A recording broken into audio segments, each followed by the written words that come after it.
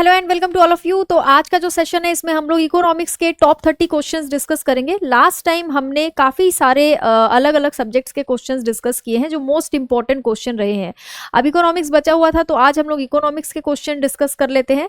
ज़्यादा देर का नहीं होगा, 10-12 मिनट का ही ये सेशन होगा, ठीक है। तो ज़्यादा टाइम ना लेते हुए देख लेते हैं पहला क्वेश्चन है which of these is a component of tertiary sector of an economy. Primary, secondary, tertiary sector, 3 sector होते हैं।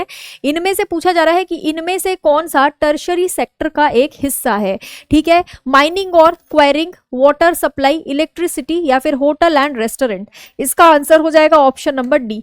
आप सबको भी फटाफट आंसर्स लगाते जाना है अपनी कॉपी में और लास्ट में चेक करना है कि इकोनॉमिक्स में आपके कितने क्वेश्चन सही हो रहे हैं, ठीक है। प्राइमरी सेक्टर में पता है क्या आता है? प्राइमरी सेक्टर में आता है कृषि, यानी कि खेती किसानी, एग्रीकल्चर। नेक्स्ट देखो, नेक्स्ट है in which of the following situation does the government run a deficit budget. इनमें से किस स्थिति में सरकार घाटे का बजट चलाती है? इसमें ऑप्शन है जब सरकारी खर्च और राजस्व दोनों शून्य हो जाए, जब सरकारी खर्च राजस्व से ज्यादा हो जाए, यानी when the government expenditure exceeds the revenue. Option number B इसका आंसर हो जाएगा। नेक्स्ट है प्राइस कंट्रोल और रैशनिंग। प्राइस को कंट्रोल करने के सीधे तरीके हैं, क्वेश्चन को ठीक से पढ़ना। Price control and rationing are the direct control measures to check. किस चीज को चेक करने के लिए है? ये डिफ्लेशन को चेक करने के लिए है, रिफ्लेशन को चेक करने के लिए है, इन्फ्लेशन के लिए है या फिर डिसइन्फ्लेशन के लिए है? ऑप्शन नंबर सी इसका आंसर हो जाएगा इन्फ्लेशन। इन्फ्लेशन मतलब तो सभी समझते ही होंगे है ना, ऑप्शन नंबर सी। नेक्स्ट देखो, Which of the following refers to the purchase and sale of government securities? इनमें से कौन सा सरकारी सिक्योरिटी की खरीद और बिक्री से जुड़ा हुआ है? बैंक रेट नहीं, ओपन मार्केट ऑपरेशन यानी OMO जिसको हम लोग कहते हैं, ऑप्शन नंबर बी यही इसका आंसर हो जाएगा OMO। अगला देखो, इनमें से कौन सा बैंक भारत की बैंकिंग और मौद्रिक प्रणाली का प्रभारी है? Which of the following banks is in charge of India's banking and monetary system? Union bank, RBI, bank of Baroda या फिर SBI? इसका सीधा सा आंसर होगा option number A RBI, reserve Bank of India. Reserve Bank of India को बैंकों का bank कहा जाता है। रिजर्व बैंक ऑफ इंडिया के जो गवर्नर है वो अभी फिलहाल है संजय मल्होत्रा। नेक्स्ट देखो, 2010 में माइक्रो फाइनेंस इंस्टीट्यूशन के मुद्दों और चिंताओं का अध्ययन करने के लिए इनमें से कौन सी कमेटी को बनाया गया था? ठीक है, Ghosh committee, Sivaraman committee, Malegam committee या Khan committee? Option number a b d गलत है, option number c Malegam committee इसका आंसर हो जाएगा, ऑप्शन नंबर सी, ठीक है। नेक्स्ट देखो, इनमें से कौन भारत में प्राइवेट सेक्टर इंडस्ट्री का एक उदाहरण है?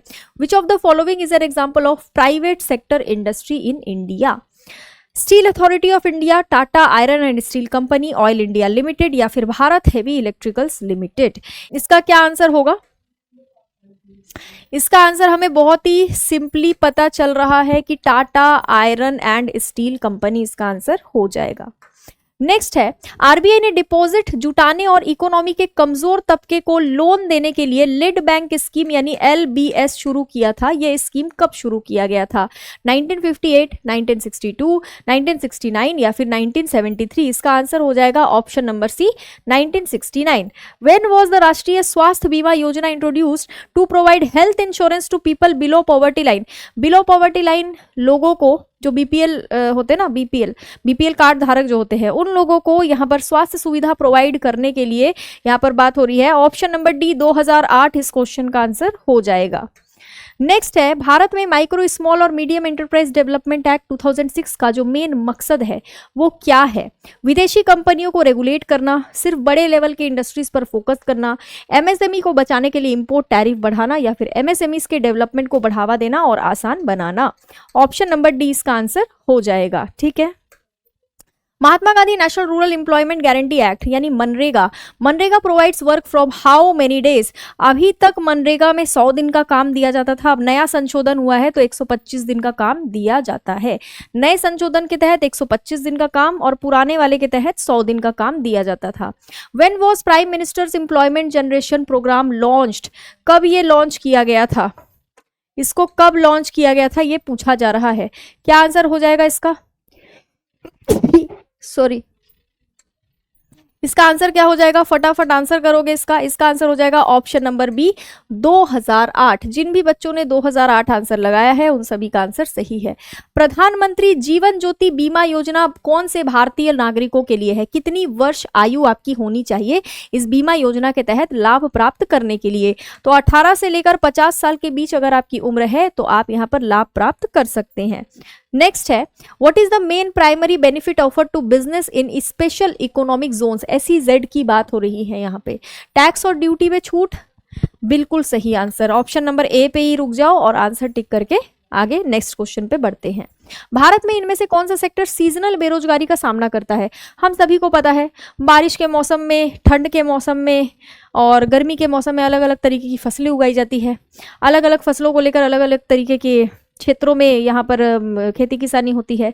सीजनल अनएम्प्लॉयमेंट जो है वो एग्रीकल्चर यानी कृषि क्षेत्र से संबंधित है। ठीक है, अगला है, भारत में गरीबी रेखा का अनुमान आमतौर पर सैंपल सर्वे करके लगाया जाता है, कितने सालों के अंतराल में? इसका आंसर हो जाएगा हर 5 साल में। ऑप्शन नंबर बी इसका आंसर होगा। नेक्स्ट है, नीचे दिए गए बेरोजगारी के प्रकारों में से किसको रियल वेज बेरोजगारी के नाम से भी जाना जाता है? रियल वेज एम्प्लॉयमेंट के नाम से इनमें से किसको जाना जाता है? क्लासिकल, सीजनल, स्ट्रक्चरल या फिर फ्रिक्शनल?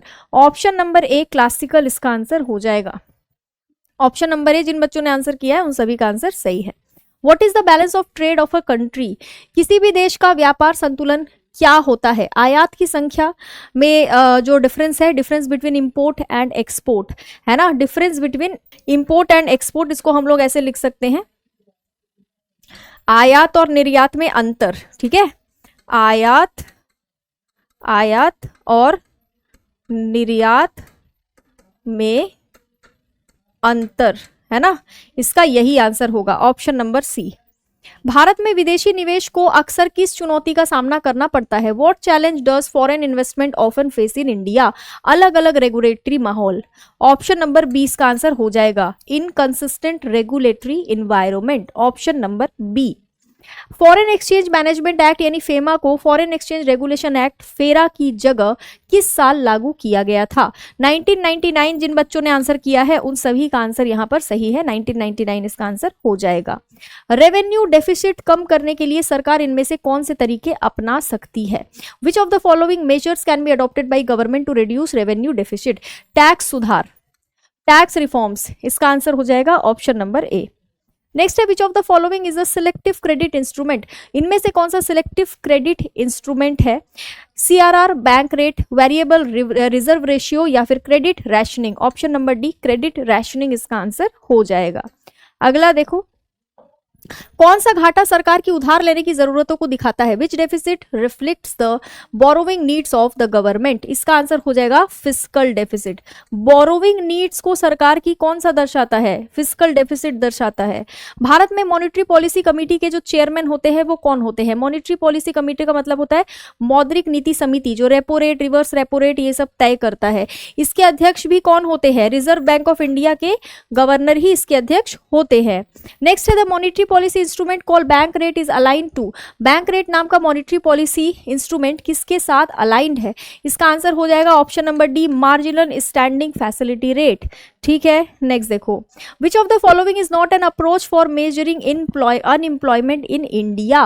निम्नलिखित में से कौन सा भारत में बेरोजगारी को मापने का तरीका नहीं है?